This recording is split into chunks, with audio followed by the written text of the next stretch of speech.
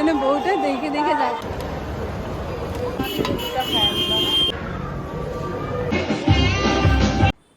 Hello everyone, hi once again a very welcome back to my YouTube channel.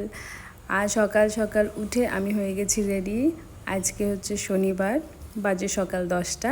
তো আমরা বেরিয়ে পড়ছি, আমরা যাচ্ছি দক্ষিণেশ্বর মন্দিরে পুজো দিতে।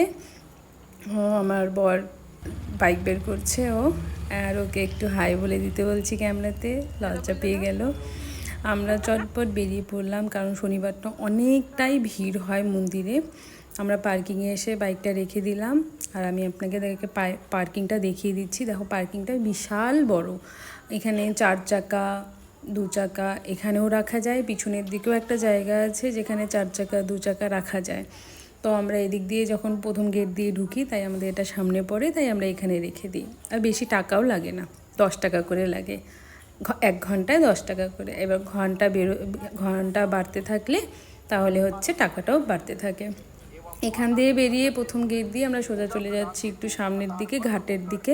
তো সেখানে আছে ডালির যে দোকান আছে, দোকানপাট সেখানে আছে। তো আমাদেরকে ডালি নিতে হবে, ডালি নিয়ে ওখানে আমরা জুতো রাখবো, তারপরে ব্যাগটা আর ফোনগুলো রাখবো হচ্ছে কাউন্টারে।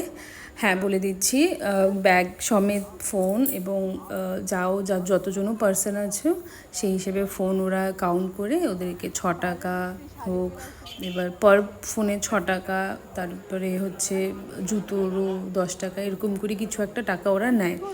তো আমরা চলে আসছি ডালির দোকানে। আগে ডালি নিয়ে মায়ের জন্য ডালি, আলতা, সিঁদুর, তারপরে ওড়না ঢোনা সব নিয়ে বরকে বলে দিলাম ফোনটা গিয়ে রেখে দিয়ে আসতে। ফোনটা ওরে গিয়ে রেখে দিল। 2 ঘন্টা পরে পুজো টুজো দিয়ে মায়ের মুখটা দেখে আমার একদম মনটা ভরে গেল। আমার হাজব্যান্ডও জিজ্ঞাসা করছিল, তোমার ভালো লাগছে?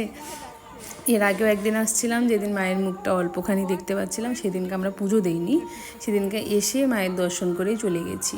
বলেছিলাম যে শনিবারে ঠিক আসবো পুজো দিতে, তার জন্য কালকে রবিবারে হচ্ছে আমার বরের জন্মদিন, তো তাই আজকে চলে আসলাম সকাল সকাল। এটা আগের থেকে প্ল্যানিং করা ছিল যে শনিবারে সকালে এসে মার এখানে পুজো দিয়ে যাব। তো যাই হোক, হাটে একটুখানি গিয়ে একটু জল ছিটিয়ে তারপরে আবার এখানে চলে আসলাম। একটু ভালো জায়গা খুঁজছিলাম ফটো তোলার জন্য। ফটো তুলেও আমরা বেরিয়ে পড়লাম তাড়াতাড়ি, কারণ সকালবেলা দুজনেই কিছু খাওয়া ছিল না, মুখে একটা কিছু দেয়নি। সকালবেলা উঠে স্নান করে রেডি শেডি হয়ে চলে আসছিলাম, কারণ শনিবার বলা যায় না কত ভিড় হবে এখানে। যাই হোক, ভালোভাবে পুজো টুজো দিয়ে এখানে আমরা খেয়ে বাড়ি চলে আসলাম। বাড়িতে এসে লাঞ্চ করে ব্রেস্ট করে আমি আবার চলে গেলাম আমার অফিসে, কিছু কাজ ছিল বলে, তো সেই কাজটা মেটাতে হবে।